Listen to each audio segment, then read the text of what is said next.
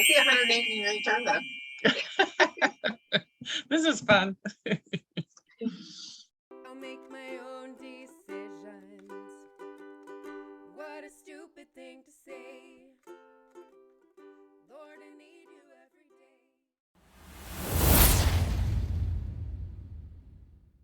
All right. Well, so welcome everybody. And this is my very dear friend, Sharla Dixon. Hi, how are you doing? It's Great. been very, very interesting in this actual school district and this place. And just lots of prayers. So, you know, I'm just like, Lord, be here with me and help me. And it's just figuring out what he wants me to do now. So it's very interesting with all the stuff going on. Right. So tell us a little about that stuff that's going on, Sharla. Yeah, unfortunately it's a long story.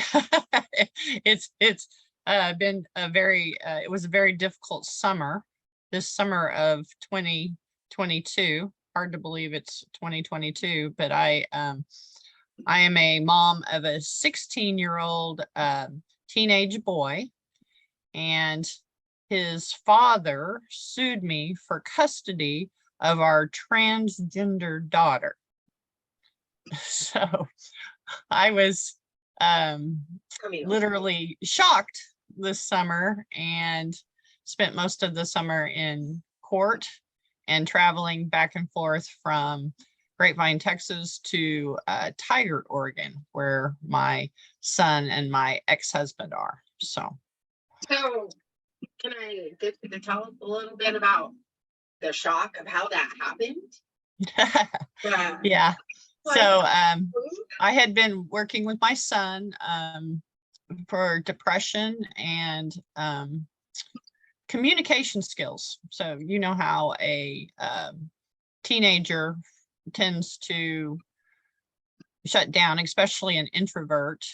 And so I was working with him to try to communicate with him. And we were in therapy for that. And at a certain point, he pipes up and says, "Oh, well, Mom, I feel like a girl."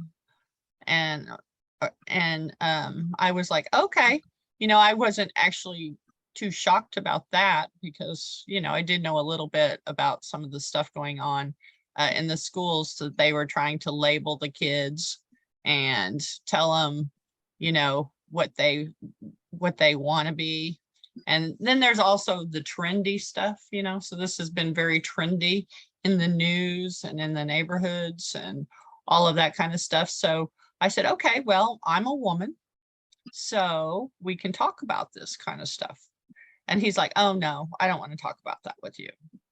And I'm like, well, let's get some counseling and let's get some help because we really need to communicate about this. And he was unwilling to do that. So even when we were in therapy, he would talk to somebody else and then we would go to have our sessions and he was like crickets, you know, it was like silence all the time. So it's been a minefield to go through, but what I found out is he had actually probably been talking to his father, and his father had told him not to say anything to me because they had been planning this for him to go live with his dad for about 1.5 years. So this all came out this summer. So yeah, I was actually served papers on June 7th, 2022, saying that I was a unaccepting mom of our transgender daughter. So I was like, you've got to be kidding me. So. Right. And there was something going on with the school too, with the counselors. And I remember when Jacob actually ran away from home last year. Yes, that was in January of 2021.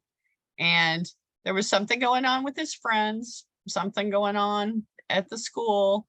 I was trying to get to the bottom of it, but it had a lot to do with depression medication as well, because for some reason he was not being accepted by other people. And of course they turned that and said that it was me that was unaccepting because I didn't understand that what he wanted or what he needed. And I was like, okay, well, he has to tell me those kind of things, right? So they wanted to label him. They wanted to put labels on him. And I said, okay, is this really what you want, Jacob? Do you want these labels on you? I said, do you want other people to tell you who you are, or do you want to figure out who you are on your own? You know, so that was after he ran away. That was in January of 2021. So for about a year and a half, I've been working with him, trying to figure out all this stuff that's going on. And he was diagnosed with depression and ODD, which is oppositional defiance disorder. So, and there is no cure or no medication that they supposedly give you for that. So the gender dysphoria came, that diagnosis never even came. We never even got that because I was working with him and his counselors to try to figure out what was going on. That became obvious this summer, thinking that he's a female. But, you know, as far as I'm concerned, it was all an act just to get to live with his father. So, because his father was doing gender affirming care, which now we're finding out that that's what actually breaks our kids and hurts our kids. So. Right. Well, and I've actually heard from so many different parents that this is happening to them too, that this is being pushed on them. In fact, there's books that they're suggesting at school as well. There's books, there's cartoons to watch, and then they're keeping it from the parents. They're saying, well, you know, oh, okay, we'll call them by their legal name to you. And then they're keeping this information. I'm just right. That's what happened to me. The same thing. There was actually one teacher and then one counselor that they were telling him what he needed to do, and basically that your mother will never accept you as you are, so we will not tell her anything. So that's exactly what they did. So it's taking the power away from the parents. Right. Well, and it's undermining the parents' authority, right? It's undermining the parents' authority. And in the particular case of my son, it was not, they didn't have any right to do that because they didn't know the backstory. You know, my son should not be with his father because he was a sexual predator and a high functioning alcoholic and a narcissist. So I was given sole custody years ago of my son. And so that was removed from me this summer. So yeah, it was just reversed essentially. Yes. And it was all, and I had to go to court, and in court, I was forced to call my son she and her and Camille, a female name. I was forced to do that. And I was like, I'm not going to do that. I was forced to do it. And I said, I'm not going to do it. So I lost. Right. Mm-hmm. Because of your conviction. Yes. You know. And he's not a girl. And he showed very few feminine tendencies, very few. I would say he was, you know, as you grow up and you go through puberty, of course, everybody has female attributes and male attributes. Well, his male attributes far outweighed his. I would say he's 90-10. And that's in my experience as a 58-year-old woman. Right. Well, you were saying that when you went to visit him, that he showed no signs of wearing anything different. He showed just. Yeah. I mean, he tried, he wanted to, but it was like an act. You know, it was like he went to a girlfriend's house and got some bras and thought he was going to wear those around here. And I was like, oh, well, that's interesting. You know, are you wearing those under your thing? And he said, well, that was his coming out, but he was told by his father to do that so he could move to be with his dad, because I was unaccepting of that. But I wasn't accepting. What I did is I walked into his room and he was sitting there in a bra, and I'm like, oh, that's interesting. And I walked across the hall from his room because we're straight across from each other. And I turned around and I pulled off my shirt and I said, "Oh, I got my bra on." And I said, "You like this? We can hang out, you know, in our bras." And he goes, "That's weird." And I said, "No, that's weird." That you're sitting there in a bra. Right? We don't look at our bras like that. I'm like, "Let's hang out, let's Right. talk." And I thought maybe this would open it up. And then he was like mad. And I'm like, Aren't they a blessing in disguise? I'm like, "Okay, Lord, what is this about?" You know? Right. But it was all planned. And they had been planning it for a year and a half. After he ran away is when my lawyer told me that he hired his lawyer in the spring of 2021. And I had no idea. So basically, that's about the time Jacob quit communicating with me full on. So Right. it all makes sense now. Right. Hindsight's 2020, isn't it? Yes.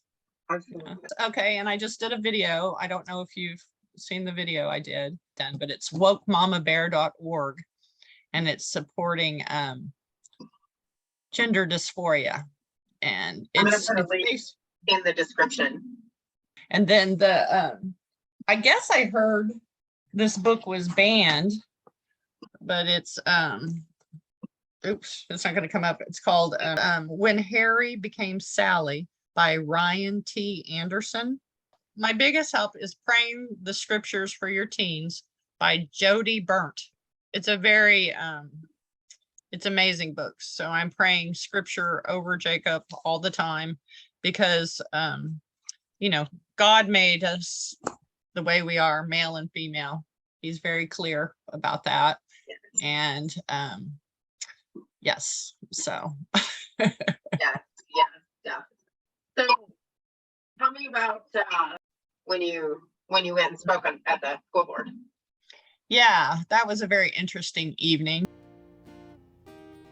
Did she just stop the video? Actually, wait till you hear her answer to my question next Saturday.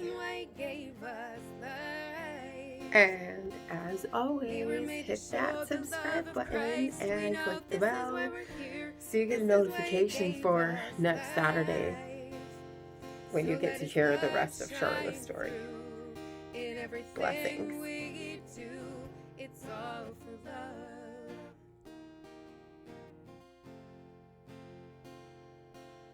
He commanded above all things to love the Lord with all our mind, heart, soul, and strength for all of time.